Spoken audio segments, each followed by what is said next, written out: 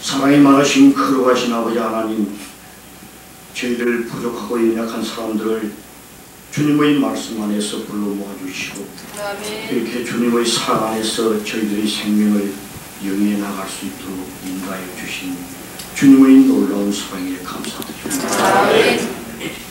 주님, 이해가 저물어가는 이때에 이 동산에서 주님의 그 기회를 한 번 더 체험하고 주님의 사랑을 한 번 더 느낄 수 있는 이 귀한 시간을 주심을 감사드립니다. 주님, 저희들이 이때가 바로 볼 수 있는 저희들의 믿음이 되게 도와주시옵소서.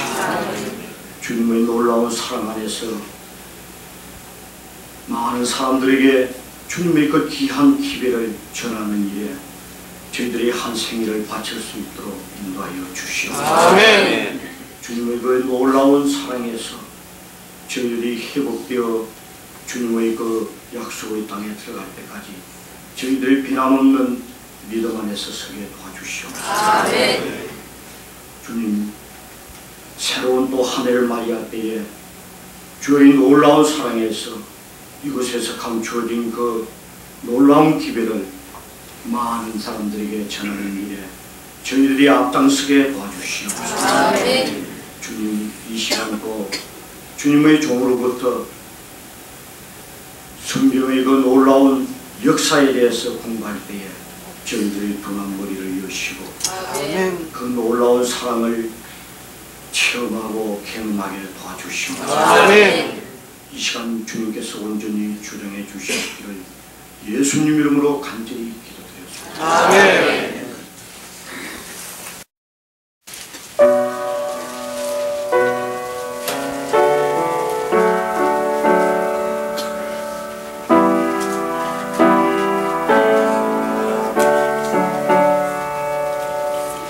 Yeah.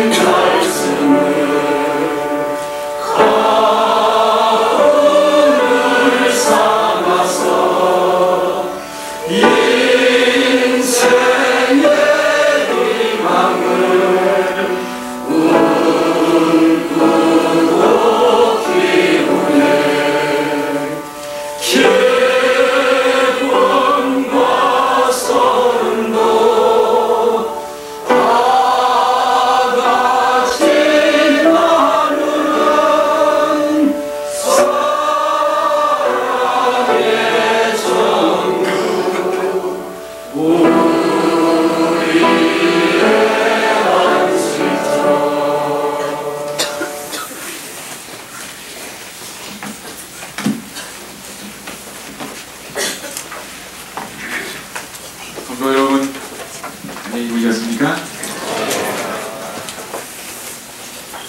장로님께서 기도드려 주신 대로 정말 1993년 엄청난 변화가 휩쓸고 지나간 이 한 해가 저물고 있습니다. 우리 그리고 보니까 올해 막년에는 저희가 이곳에 와서 참 밤낮 말씀을 듣고 기도하는 시간으로 보내게 되었으니 이렇게 잘 보내는, 정말 가치 있게 보내는 추억이 될 만한 막년해가 다시 없죠? 네. 하나님을 모르는 사람들은 한 해가 가는 것이 너무 서운하고 아쉬워서 밤늦게까지 술 마시고 또 늦게까지 이렇게 하다가 비틀비틀하면서 운전하고 가다 또 일찍 죽는 사람이 참 많더라고요. 요새 아주 음주운전 때문에 큰 사고들이 사방에서 일어나는 걸 보면서 우리를 술로 취하게 아니하시고 말씀으로 취하게 하셨으니 감사합니다. 아멘. 여러분들 보니까 말씀에 취한 것 같아요. 정말 우리에게 잠시 먹으면 마시면 잠깐 몽롱해지다가 더 외로워지고 더 허전해지는 술로 취하게 아니하시고 한 번 마시면 우리 속으로부터 정말 마르지 아니하는 생명의 샘, 기쁨의 샘이 되는 영원한 우리 가나의 포도주로 우리를 마시게 하신 하나님께 감사드립니다. 네. 이 아침 짧은 시간에 오늘 저희는 아마도 성경에서 적어도 구약 성경에서 가장 중요한 장이라고 할 수 있는 한 장을 말씀으로 삼겠습니다. 예수님께서 마지막 부활하신 다음에 제자들에게 나타나셔서 하신 일이 뭐였다고요? 성경을 가시는 거죠. 저희 마음을 열어 성경을 깨닫게 하시고, 그러시면서 모세의 율법과 선지자의 글과 어디에요? 시편에 나를 가리켜 기록된 모든 것이 이루어져야 하리라 한 말이 이것이라 하시고, 저희 마음을 열어 성경을 깨닫게 하시고. 그런데 이 시편 가운데서 예수님에 대하여 직접 언급한 그런 시편을 메시아 시편이라고 그렇게 합니다. 그 메시아 시편 중에도 최고의 시편이 무언가 하면 시편 110편입니다. 다같이 성경 시편 110편을 찾아보래요.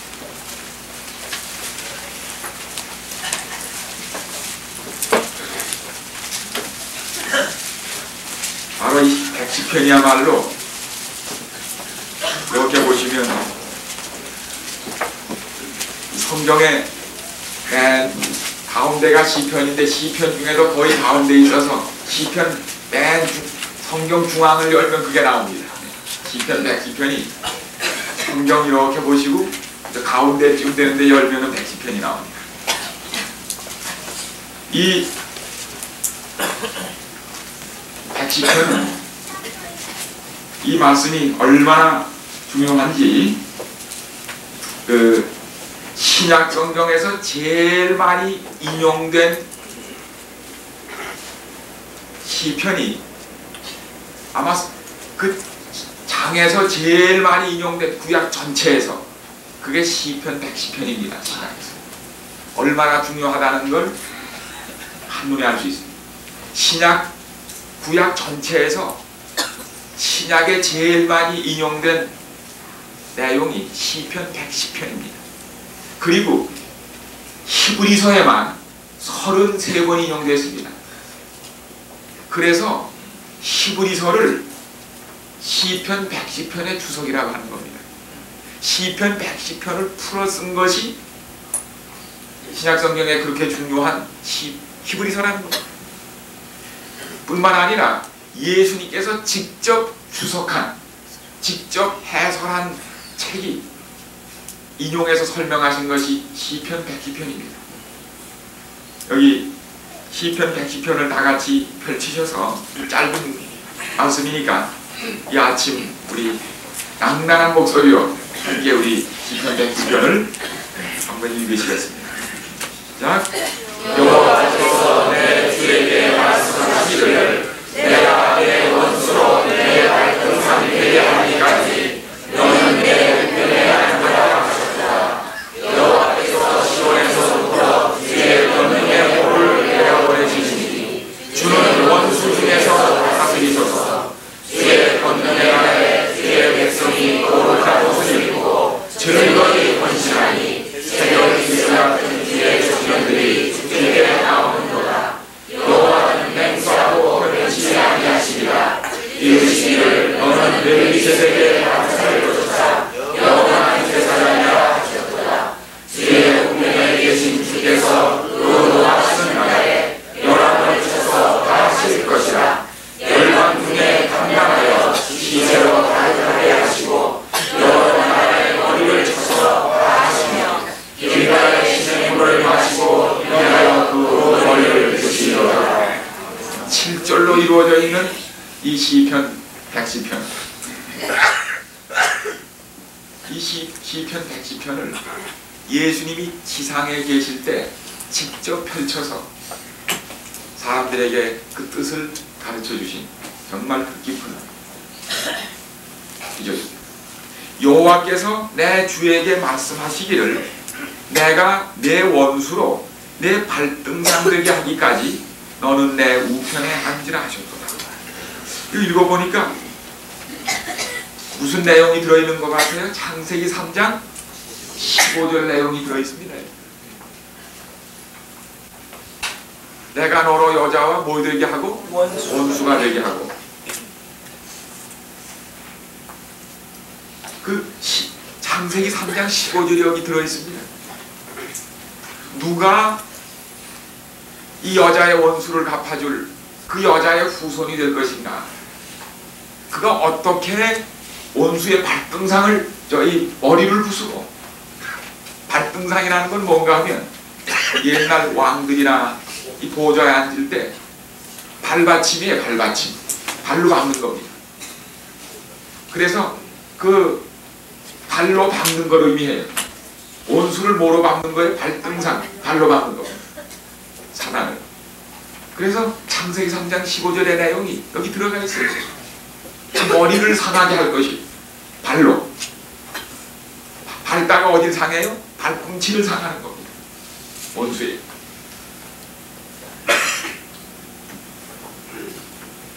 여호와께서 내 주에게 말씀하시기를, 이건 다윗의 시편입니다. 예수님 오시기 1000년 전에 쓰여진 시편의 내용입니다. 여호와께서 내 주에게 말씀하시기를, 여기 보니까 하나님이 두 분이 나오세요. 여호와께서 내 주에게 말씀하시기를, 하나님이 몇 분이에요? 두 분 하나님이. 다윗이 계시 가운데 보니까 다윗은 그냥 기타나 치고 띵땅띵땅 하는 그런 노래꾼이 아니에요. 사도행전 2장에 보면 다윗은 뭐라? 선지자라고 했습니다. 다윗은 선지자입니다. 그는 계시로 쓴 시편입니다. 이게 그냥 시가 아니에요. 선지자가 쓴 계시입니다. 단지 그것을 시로 표현했을 뿐입니다. 이 선지자 다윗이 계시 가운데 뭘 봤습니까? 하나님 두 분이 서로 마주 앉으셔서 대화하시는 대화 내용을 곁들은 겁니다. 밀담하는 내용을 들었습니다. 밀담. 근데 하나님 한 분이 다른 하나님, 아버지 하나님이 다른 하나님께, 여기 밑에 나오는 주도 똑같은 하나님인데 여호와 하나님이라는 명칭으로 같이 쓰여집니다. 한 하나님이 다른 하나님, 한 여호와 하나님이 다른 여호와 하나님께 뭐라고 하시는가 하면은, 내가 내 원수로, 예수님의 원수, 사단은 예수님의 개인적인 원수입니다. 창세기 3장 15절에 나온 그 원수입니다. 예수님의 원수요, 동시에 누구의 원수예요? 인류의 원수. 우리의 원수. 내 발등상이 되게 하기까지, 내가 발로 밟을 때까지 너는 내 우편에 앉으라 하셨도다. 자네가 자네 원수를 발로 밟을 때까지 자네가 내 우편에 앉아주기를 바란다고 당부하는 얘기였습니다. 그 예수님께서 마태복음 22장을 보세요. 마태복음 22장에 바로 이 말씀을 가지고 주석 설명을 하셨습니다. 22장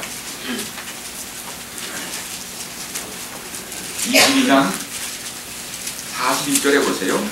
22장 41절에 바리새인들이 모였을 때 예수께서 그들에게 물으시되 너희는 그리스도에 대하여 어떻게 생각하느냐? 그리스도에 대해서 어떻게 생각하느냐? 유이 자손이냐? 그랬더니 뭐라고 그랬어요?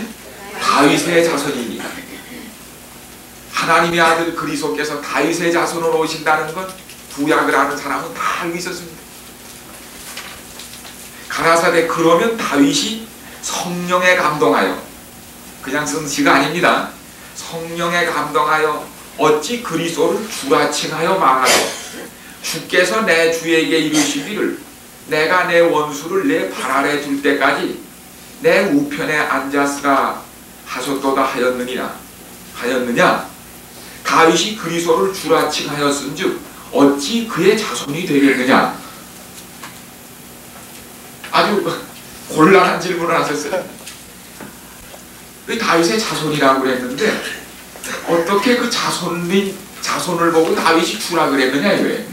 설명 좀 해봐라 그랬더니 어떻게 해서 이 사람들이 한마디도 대답을 못했어요. 요한계시록을 보십시오. 요한계시록 모든 대답은 어디에 있어요? 네, 요한계시록에 있습니다. 요한계시록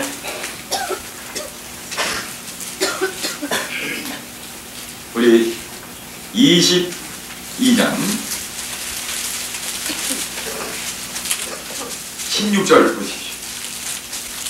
같이 읽어보십시오. 22장 16절 시작. 나 예수는 너희를 위하여 내 사자를 보내어 이것들을 너희에게 증거하게 하였노라. 나는 다윗의 뿌리요 자손이니 곧 강력한 새벽별이라 하시더라. 나는 다윗의 뭐예요? 뿌리요. 동시에 다윗의 자손. 다윗이 하나님으로 부른 그 하나님이 누구예요? 예수님이신데 누구 자손으로 태어나신 거예요? 다윗의 자손으로 태어나신 겁니다. 이런 이 질문을 바리새인들이 대답을 할 수가 없을 겁니다.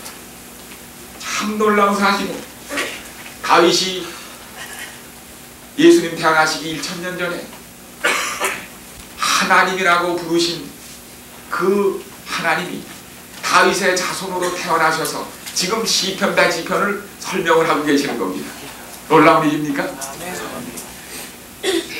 참 얼마나 감격적인 장면입니까? 그 예수님이 사람들에게 110편을 갖다 놓으시고 그 다윗이 주라고 한 주 그리스도 하나님이 누구냐? 당신이 다윗의 자손으로 태어나신 다윗의 하나님입니다. 참 감격스러운 장면이죠? 다윗이 하나님이라고 부르신 그분이 1000년 후에 다윗의 자손으로 태어나셔서 지금 그 성경절을 설명을 하고 계시는 겁니다. 그게 누구란 말씀이에요? 나라는 겁니다.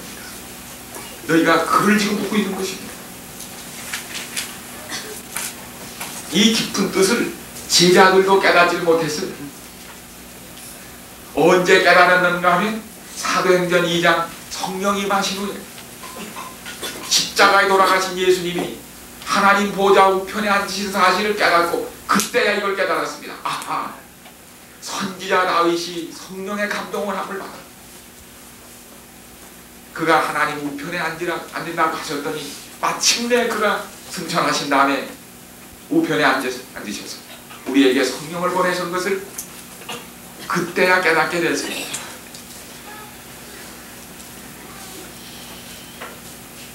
본래 그러면서 너희가 십자가에 못 박은 이 예수를 하나님이 주와 그리스도가 되게 하셨느니라.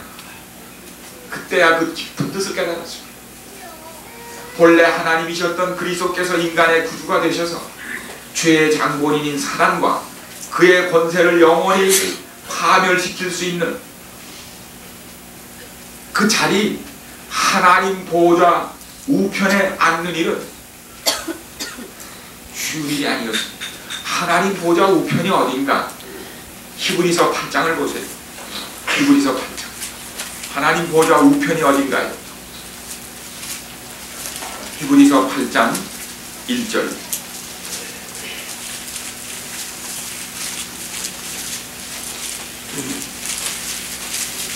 같이 읽어보세요. 이제 한 말에 중요한 것은 이러한 대제사장이 우리에게 있는 것이라. 그가 하늘에서 위엄의 보좌 우편에 앉으셨으니 성소와 참 장막에 부리는 자라. 아하, 하나님 보좌 우편이 어디입니까? 대제사장의 자리를 하나님 보좌 우편이라고 합니다. 대제사장이. 그러므로 하나님 보좌 우편에 앉으려면 뭐 돼야 돼요? 대제사장이 돼야 하나님 보좌 우편에 앉습니다. 히브리서 12장. 말씀드린 대로 히브리서가 뭘 설명하는 거예요? 시편 110편의 주석서입니다. 히브리서 12장 보세요. 이 우편에 어떻게 앉으셨는가? 2절 보십시오. 시작. 믿음의 주여 온전케 하시는 예수를 바라보자. 저는 그 앞에 있는 즐거움을 위하여 십자가를 참으사 부끄러움을 개의치 아니하시더니 하나님 보좌 우편에 앉으셨습니다. 하나님 보좌 우편에 앉으려면 꼭 어디를 거쳐와야 돼요? 십자가를 거쳐와야 하나님 보좌 우편에 앉습니다. 이게 제사장이 되는 길입니다. 이 길이 제사장이 되는 길이에요. 근데 제사장이 되려면 어떻게 해야 되느냐? 제사장은 구약에 보면 인간을 대표하는 사람을 제사장이라고 합니다. 하나님을 대표하는 사람을 뭐라고 그래요? 선지자라고 그래요. 하나님의 대변인을. 제사장은 뭔가 하면 인간을 대표하는 사람을 제사장이에요. 그러므로 아담이 범죄한 다음에 인간을 대표할 사람이 없어져 버렸어요. 아담이 인간을 대표하는데 실패했어요. 그러므로 아담의 원형이셨던 둘째 아담인 예수님이 인간을 대표하기 위하여 뭐 되셔야 했어요? 인간으로 태어나지 않으면 안 됐습니다. 인간을 대표할 수 있는 분은 인간밖에 없어요. 흑인 대표는 흑인이어야 합니다. 여성 대표는 여성이어야 합니다. 인간 대표는 사람이어야 합니다. 그래서 하나님이 인간을 대표하시자면 뭐 되어야 하셨어요? 육신을 입고 인간이 되셔야 하는 겁니다. 이 말은 무슨 뜻이에요? 내 보좌 우편에 앉으란 말은 가서 뭐 되라는 얘기입니까? 자네가 가서 인간이 되시어야 합니다. 사람이 되라는 얘기입니다. 하나님이 사람이 되라는 얘기입니다. 근데 제사장은 사람만 돼서는 안 됩니다. 뭐 있어야 돼요? 피가 있어야 제사장 없어요. 제사장은 피가 없이는 제사장 역할을 할 수가 없습니다.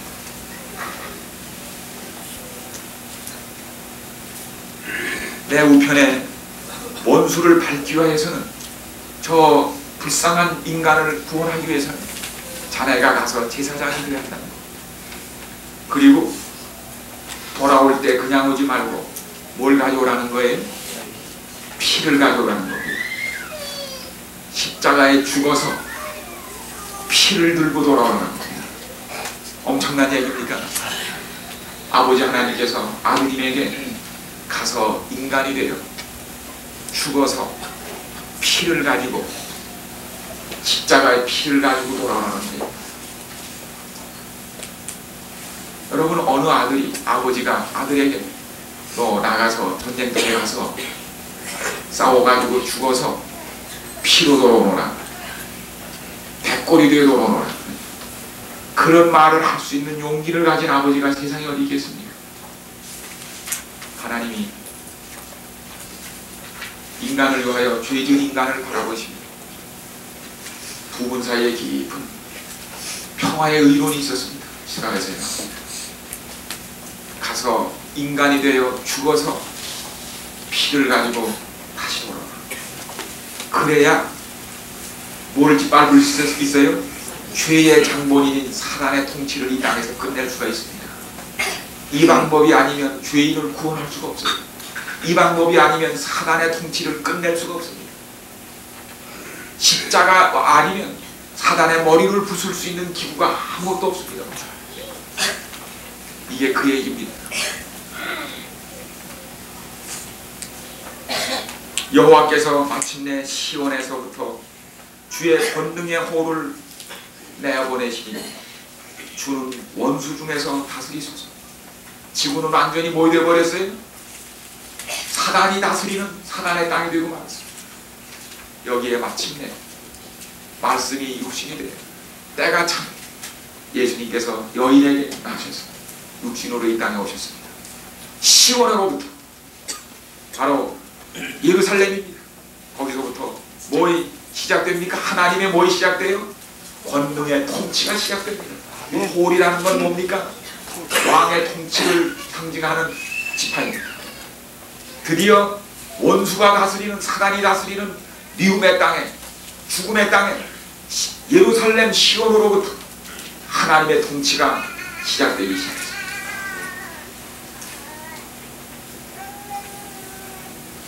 어떻게 시작됐는가? 예수님이 이 땅에 오셔서 십자가에 달려 돌아가심으로 마침내 십자가로부터 하나님의 사랑의 통치가 시작된 겁니다. 예수님께서 니고데모에게 말씀했습니다. 어떻게 이런 일이 있을 수 있느냐고. 인자가 들려야 하니 모세가 광야에서 뭘 든 것처럼 뱀을 든 것 같이 인자도 들려야 하니 내가 땅에서 들리면 요한복음 12장에 사람을 내게로 어떻게 하겠다고요? 이끌겠노라.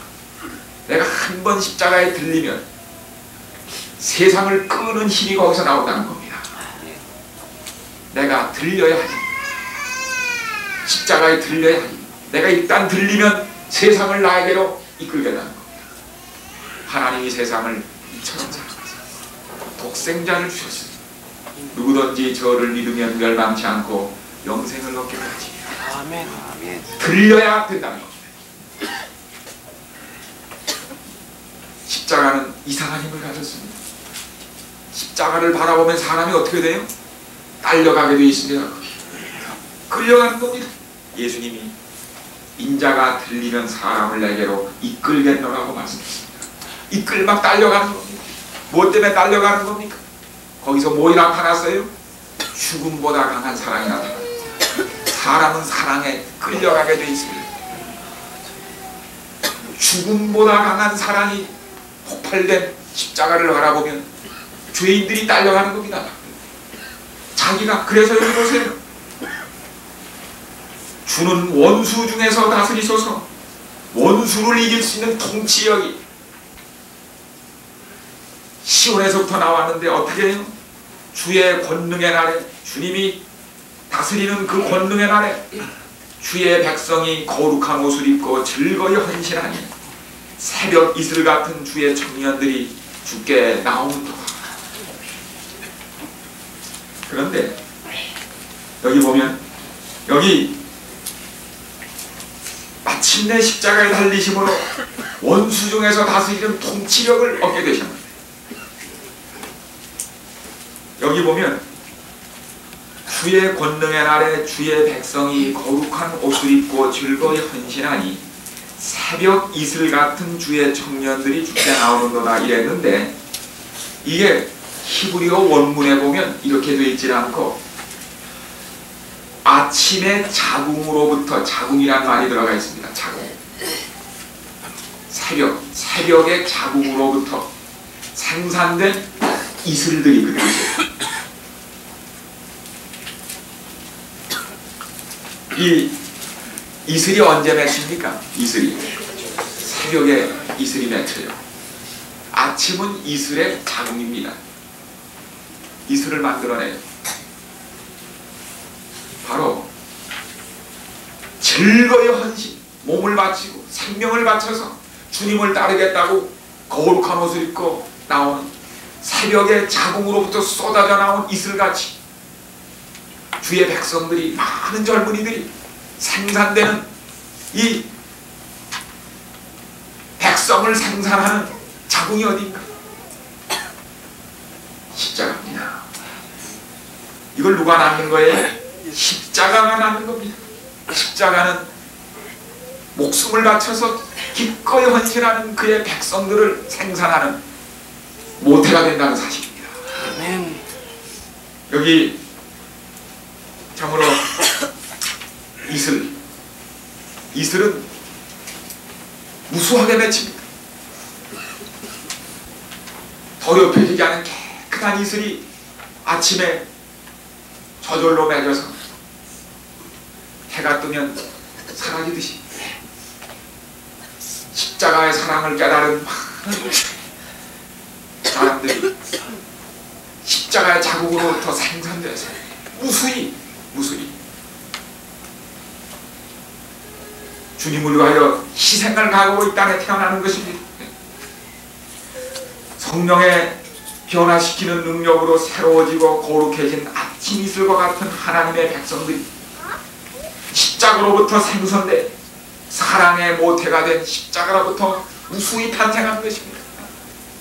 여러분과 제가 다 뭐 때문에 태어난 사람들이 십자가의 자궁으로부터 생산된 죽음보다 강한 사랑으로 생산된 하나님의 이슬들이라는 사실입니다. 아멘. 십자가에서는 죽음보다 강한 사랑으로 그것이 표현된 것입니다. 거기로부터 십자가 때문에 우리가 탄생한 사람들입니다. 아무것도 그리스도로 하여금 그의 영화롭고 위엄 있는 하늘을 떠나 이 죄된 세상에 오셔서 무시당하시고 멸시당하시며 그가 구원하시고자 하신 사람들에 의하여 거절당하시고 결국에는 십자가 위에서 죽도록 하실 수가 없었다. 단지 언제까지나 신비로 남아있을 그 영원한 사랑만이 이 일을 하게 하셨다. 신비한 사랑입니다. 신비한 사랑. 겟세마네에서 얼마나 쓰셨는지. 진통이야, 진통. 아가서에 뭐라고 그랬어요? 사과나무 아래서 너를 위하여 신고한 해산의 고통을 치른 나를 잊지 말라고 하는 그 아가서의 말씀이 그겁니다. 내가 너를 낳으려고 사과나무 아래서 신고 쓰디쓴 고난을 당한 나를 인같이 파래고 가슴에 새기라고. 우리가 겟세마네의 진통을 통하여 탄생한 사람들입니다. 십자가에서 심장이 커지면서 탄생한 십자가의 사랑의 모태, 죽음과 바꾼 생명이라는 사실을 기억하십시오. 예수님이 당신의 생명을 포기하시고 탄생한 십자가의 모태로부터 탄생한 것이 바로 우리입니다. 그 전쟁이 한참 심하던 6.25 때 저는 이걸 읽으면 이슬 얘기를 들으면 그때 군과 얘기가 나요. 군인들이 그걸 부르면서 지나 이 몸이 죽어서 날아갔은다면 아 이슬같이 죽겠노라, 그런 노래가 있었어요. 6.25 때. 정말 이슬과 같이 맺힌 이들, 여인의 후손이신 그리스도에게는 싸워야 할 원수가 있다. 죄의 장본인인 사단인 것이다. 구속의 고지인 십자가에서 외로운 싸움을 싸우다가 고독하게 돌아가신 그리스도는 이제는 더 이상 혼자 싸우는 외로운 대장이 아니시다. 십자가의 사랑에 강권된 무수한 의용군, 십자가의 모태에서 생산된 아침 이슬 같은 참신한 백성들이 이슬처럼 저절로 맺혀 그들의 구주를 위해 이슬같이 자원하는 재물같이 목숨을 바칠 헌신을 다짐하고 전쟁터에 나선 것이다. 예수님은 이제 혼자 외롭게 아무도 알아주는 이 없는 겟세마네 쓸쓸한 골짜기에서 갈바리 십자가에서 외롭게 돌아가신 예수님, 이제는 이 원수와 싸우기 위하여 혼자 싸우시는 분이 아닙니다.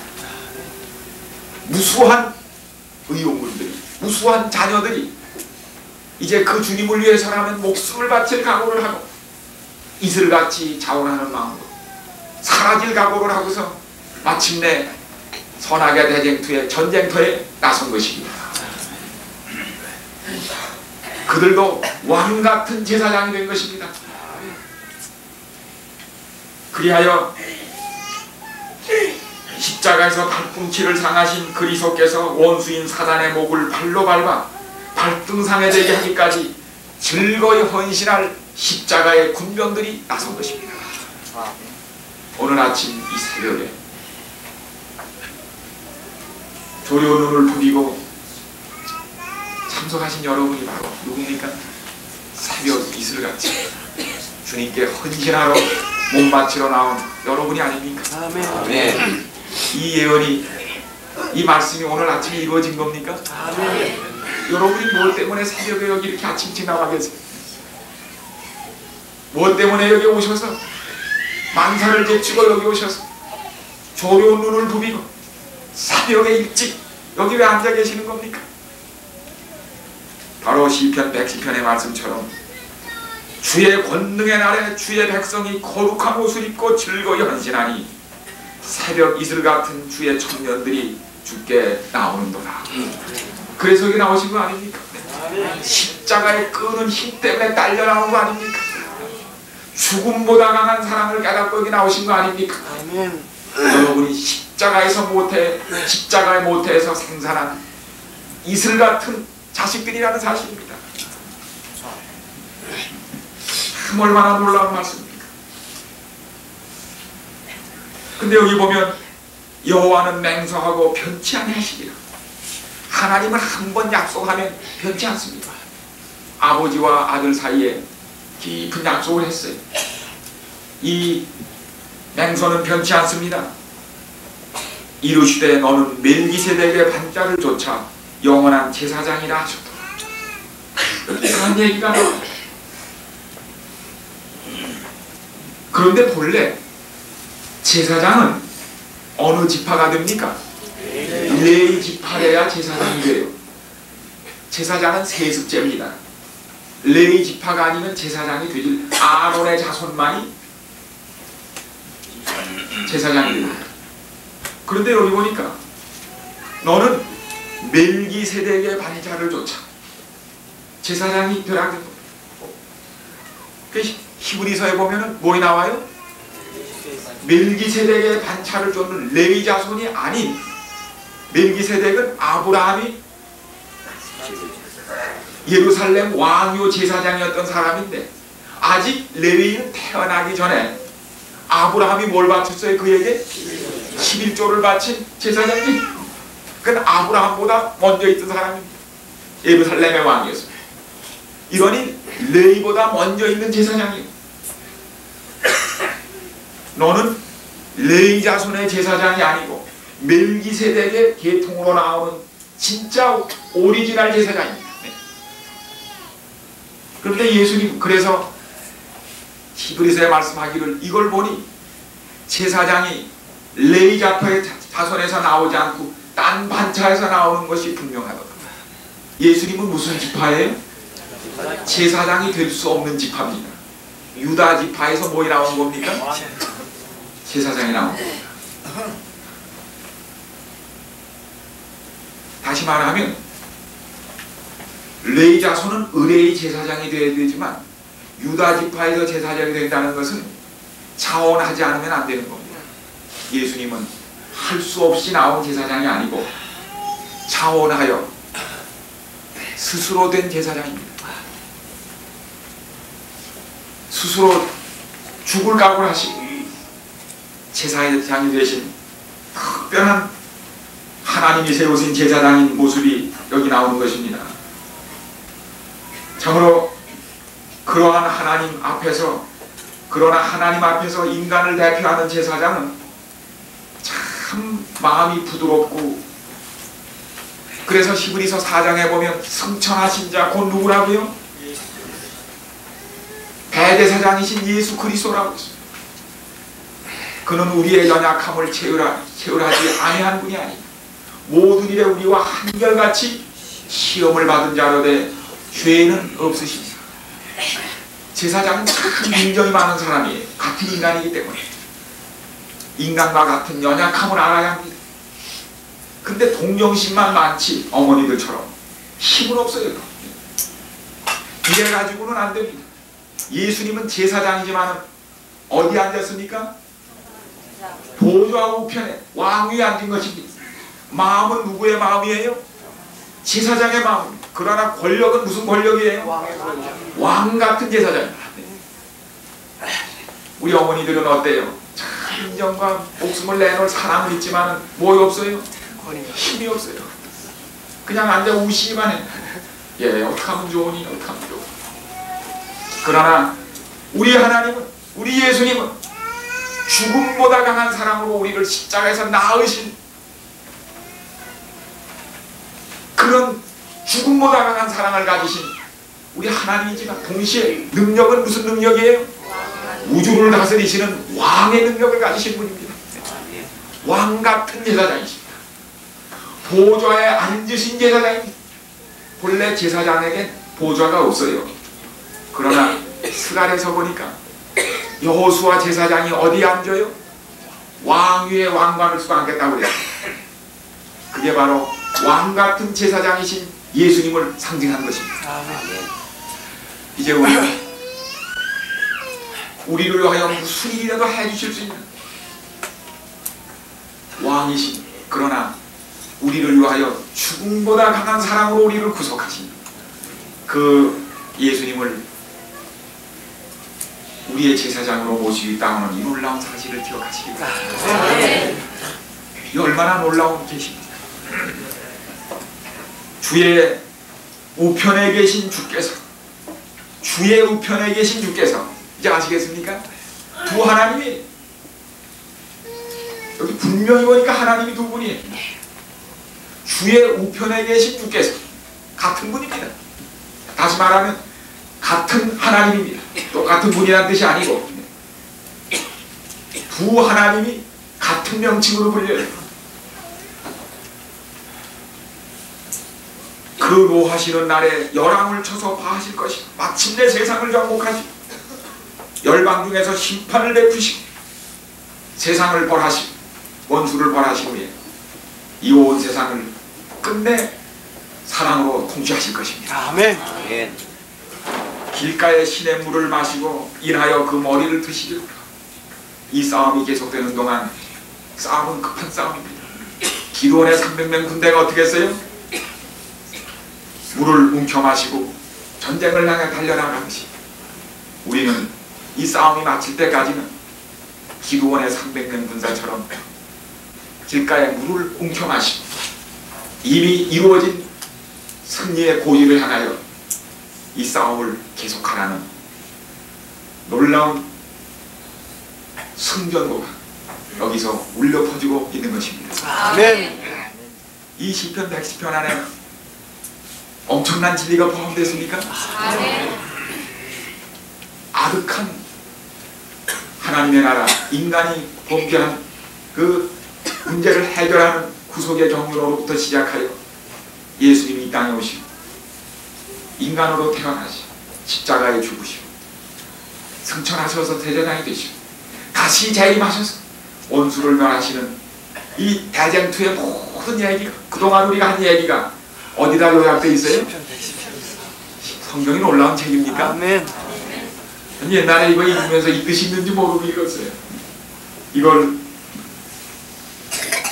지난번 기도의 시편을 3년 연재하면서 그때 이 뜻을 깨달았습니다. 아, 놀라운 내용이었습니다. 정말 성경이 놀라운 책입니까, 여러분? 아멘. 아, 놀라운 책이에요. 어쩌면 이럴 수가 있습니까? 사랑하는 여러분, 정말 참으로 우리는 이 사실을 생각할 때 죽음보다 강한 사랑 때문에 태어난 십자가의 소생인 우리, 이제는 우리를 위하여 목숨을 버리신 우리 주님을 위하여 거룩한 옷을 입고 즐거이 헌신하는 주의 백성들이 되어 있습니다. 아멘. 아침 이슬처럼 신선히 맺혔다. 주님이 원하시면 이슬같이 사라질 헌신의 각오를 하고 즐거이 헌신하는 새벽 이슬 같은 주의 백성들이 되어야 마땅하지 않습니다. 아멘. 로마가 한참 그리스도교를 핍박하던 그 초기에 발레리우스 황제는 아무 다른 힘으로도 제어할 수 없는 그리스도인을 멸절하기 위하여 특별한 박해령을 내렸습니다. 특별히 군대 안에 많은 그리스도인이 퍼져 있었기 때문에 그는 각 군대에 하달해가지고 거기 황제를 상징하는, 국신을 상징하는 제단을 차려놓고 군대들을 그 앞으로 지나게 해서 창을 사로서 황제를 숭배하는 것을 표하도록 하고, 황제 숭배를 거절하는 사람은 전부 죽이라는 명령을 내렸습니다. 왜냐하면 그리스도인들은 예수님 외에는 결코 경배하지 않는다는 것을 알았기 때문입니다. 이 명령은 저 아르메니아 거기에 진을 치고 있는 로마의 한 군단에도 이르렀습니다. 이 군단에는 그리스도를 사랑하는 많은 군인들이 공부하고 있었습니다. 이 명령이 하달되자 온 군대 안은 술렁이었습니다.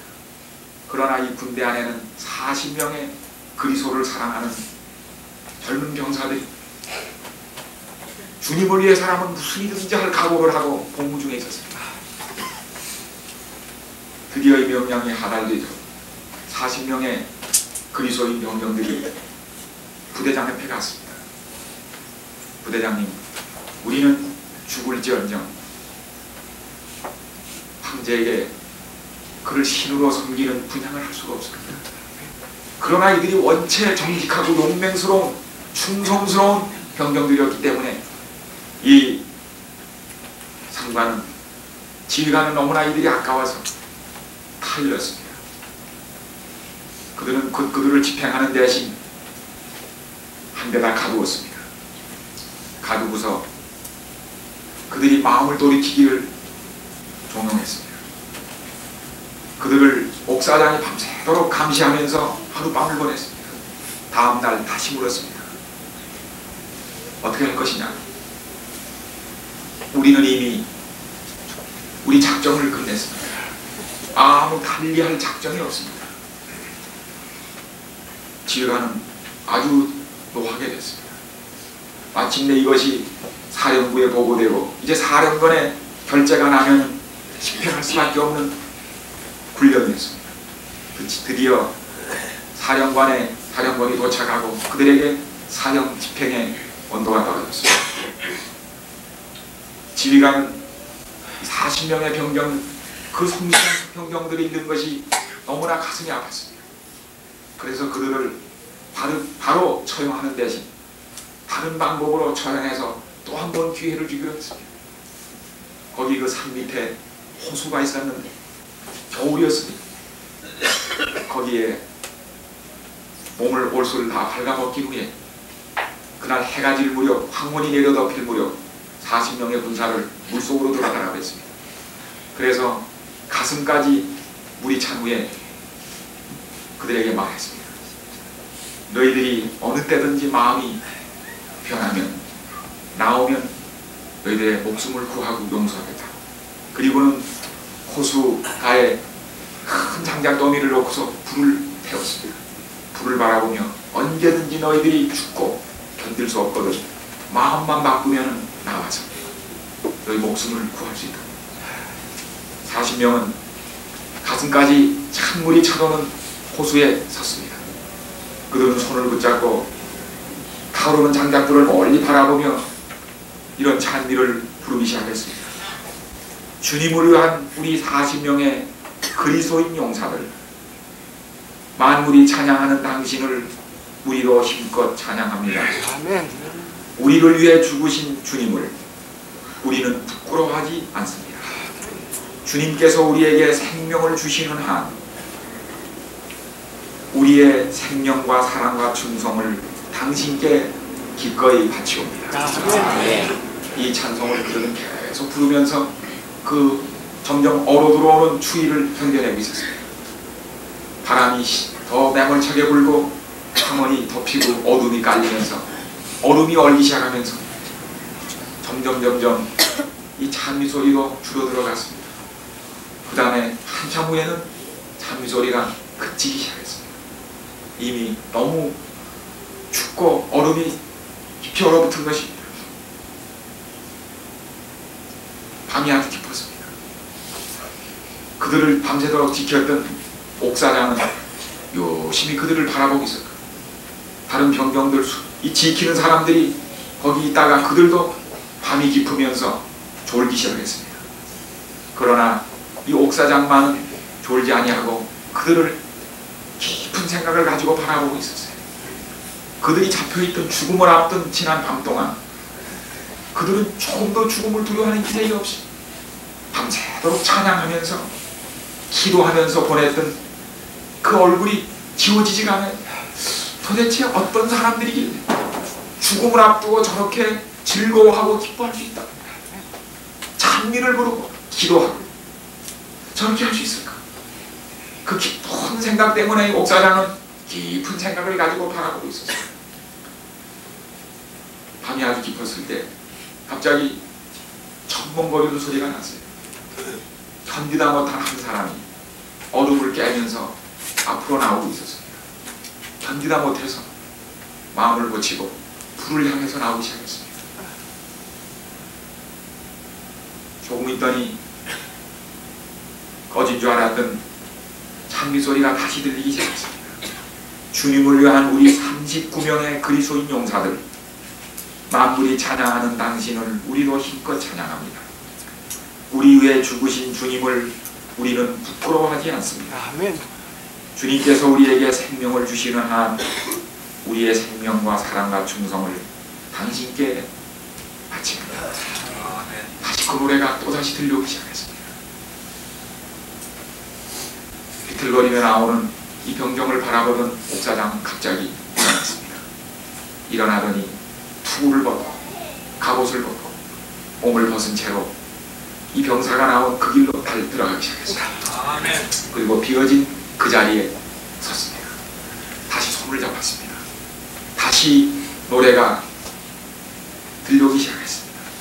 주님을 위한 우리 40명의 그리스도인 용사들, 만물이 찬양하는 당신을 우리도 힘껏 찬양합니다.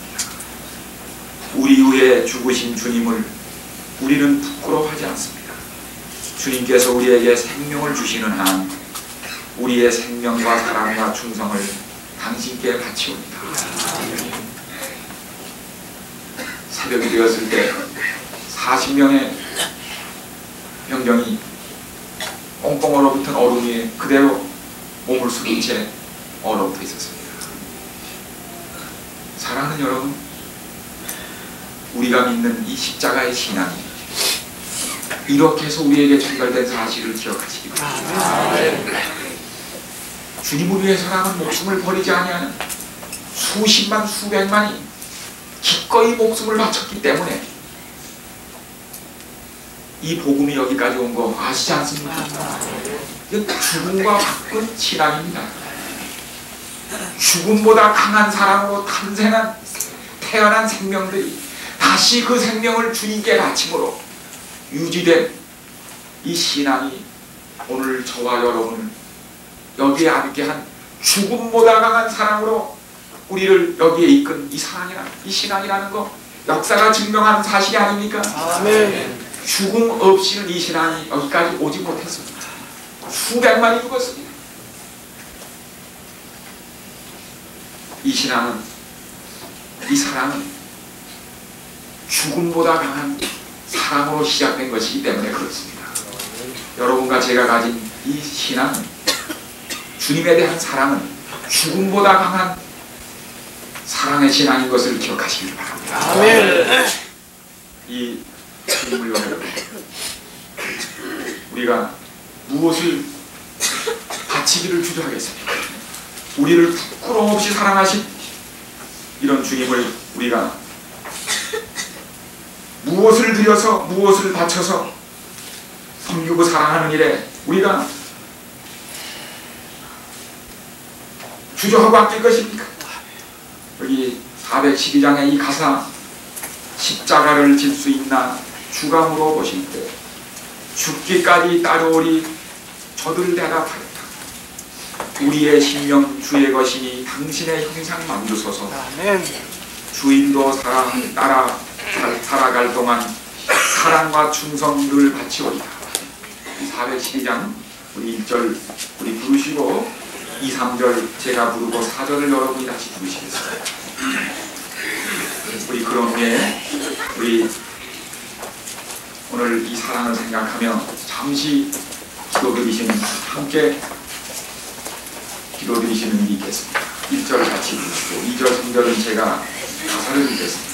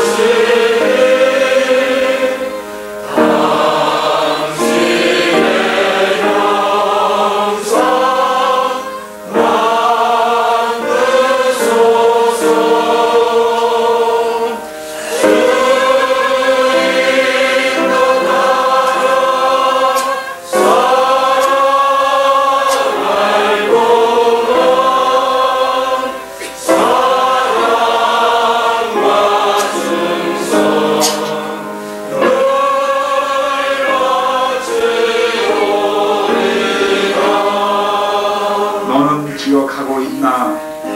구원받은 간도를 저가 회개하였을 때 낙원 허락받았다. 우리의 심령 주의 것이니 당신의 형상 만드소서. 주인도 따라 살아갈 동안 사랑과 충성 늘 바치오리다.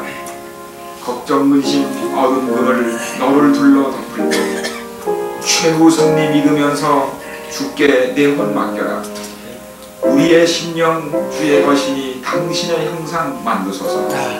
주인도 따라 살아갈 동안 사랑과 충성 늘 바치오리다. 4절입니다.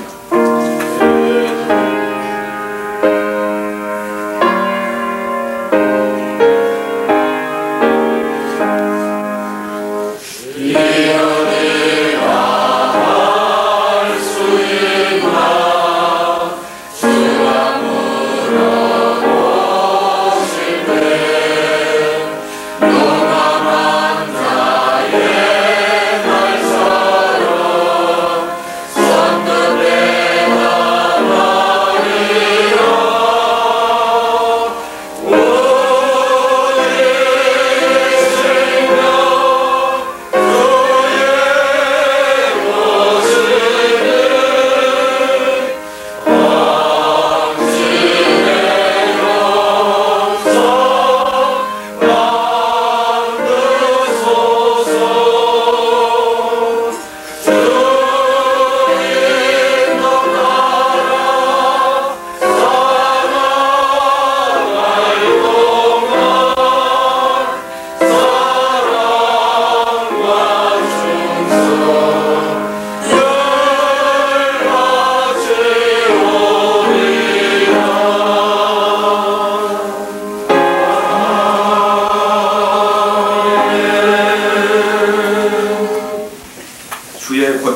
아래 주의 백성이 거룩한 옷을 입고 즐거이 헌진하니 새벽 이슬 같은 주의 청년들이 주께 나오는도다.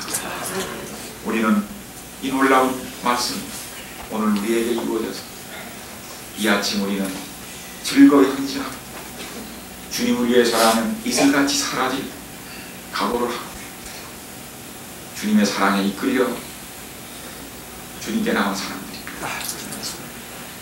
그러므로 사랑하는 여러분, 죽음보다 강한 사랑 때문에 십자가에서 탄생된 십자가의 자궁으로부터 탄생한 주의 자녀들이 우리 이 사랑 잊지 말고 이 사랑 저버리지 말고 끝까지 주님께 충성하시게 되기를 간절히 바랍니다. 아멘. 정말 우리가 이 충성을 주님께 이 새벽에 기꺼이 바치고 헌신할 마음을 주님한테 다시 한번 새롭게 하시기를 원하십니까? 우리 다 같이 일어서셔서 416장 당신의 것이 옵니다를 본 후에 우리 오늘 이런 마음의 헌신을 생각하시면서 오늘 두 분만 우리 남자 성도들 가운데 한 분, 여자 성도들 가운데 한 분, 원하시는 분 두 분만 기도를 드리시고 서신 채로 아침 시간을 마치겠습니다.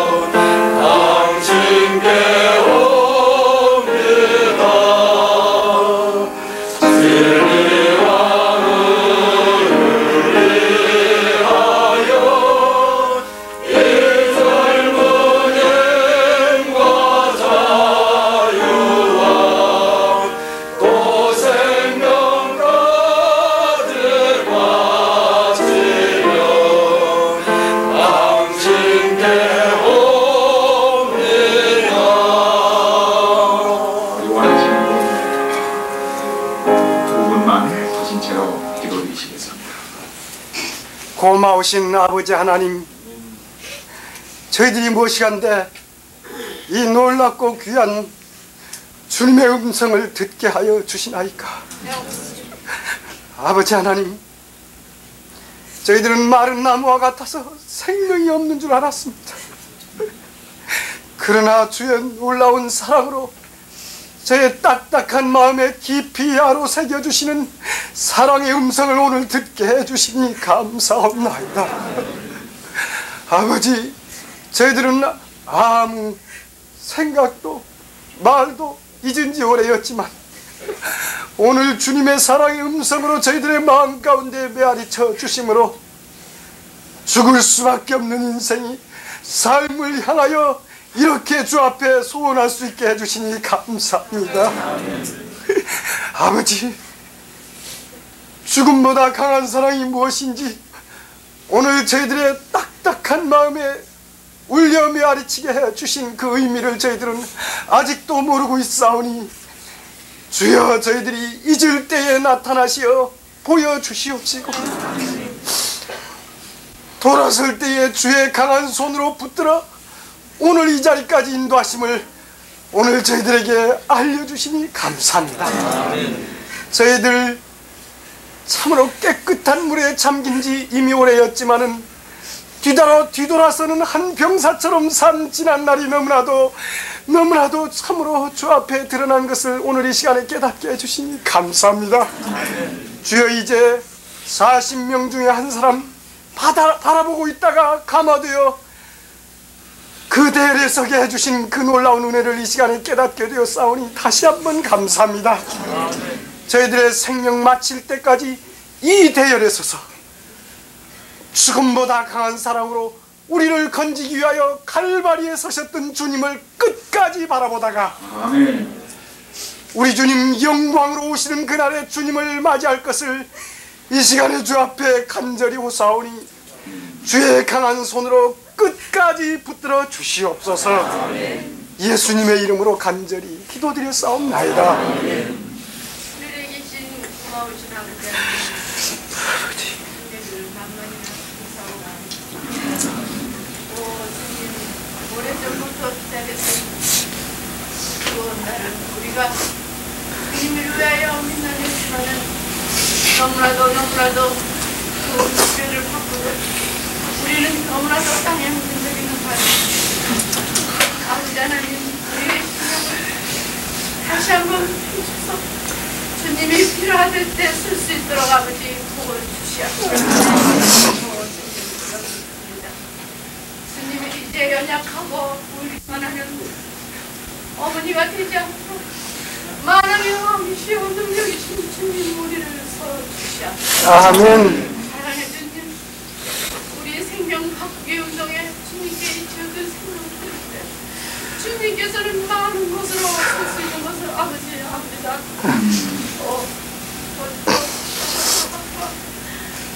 진정 그 생선을 내는 소리와 같이 마지막 때 고인고인 주님을 위하여 우리 몸을 분사할 수 있도록 아버지 우리를 막아주시옵소서. 사랑해 주님, 지난 날들을 우리를 연약한 여성들을 붙들어주시고 또 써주신 주님, 보이지 않게 보이게 아버지 주님을 일하시는 우리가 되게 아버지 아멘.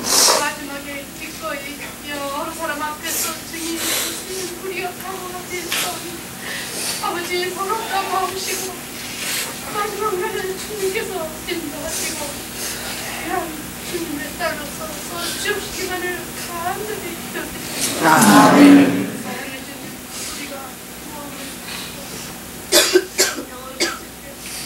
우리의 마음의 평안은 두려움을 사라지고 이제 고이고이 우리 주님 성전 삼으셔서 우리가 돌아갈 때 진정 우리 주님이 필요한 일꾼으로서 아버지 인자해 주시기를 아멘. 이제 뭐 필요하면 우리를 주님의 오른손으로 써주시옵소서. 주님, 이 피부단 모든 제자들의 참으로 우리가 이 모임이 진정 남은 모르지만 늦은 성령을 받아서 참으로 이제 앞으로는 60배, 100배 주님의 일을 할 수 있도록 축복하여 주시옵소서. 우리를 위해서 아멘. 그 사랑하는 자를 의지하고 거친 들에서 올라오는 여자가 누구인고 너를 인하여 네 어미가 신고한 너를 낳은 자가 애쓴 그곳 사과나무 아래서 내가 너를 깨우노라. 아멘. 너는 나를 인같이 마음에 품고 도장같이 파려라. 사랑은 죽음같이 강하고 투기는 음부같이 잔혹하며 불같이 일어나니 그 기세가 여호와의 불과 같으니라. 사랑하는 여러분, 정말 죽음보다 강한 사랑, 우리를 낳으시기 위하여 내 어미가 친고한 너를 낳은 자가 애쓴 그 사과나무 겟세마네를 잊지 마시고 우리에게 생명을 주시기 위하여 자신은 생명을 버리신 칼바리를 잊지 마시고 거기서 우리가 살아난 것입니다. 거기가 우리의 모태가 되는 것입니다. 죽음보다 강한 사랑, 우리는 이 사랑 때문에 사는 것입니다. 아멘. 이 사랑 때문에 살 맛을 느끼는 것입니다. 이 사랑을 참으로 끝까지 기억하시고 그 사랑이 우리를 기다리는 주님의 나라를 향하여 남은 길을 힘차게 사시고 굳세게 사시기를 간절히 바랍니다. 아멘.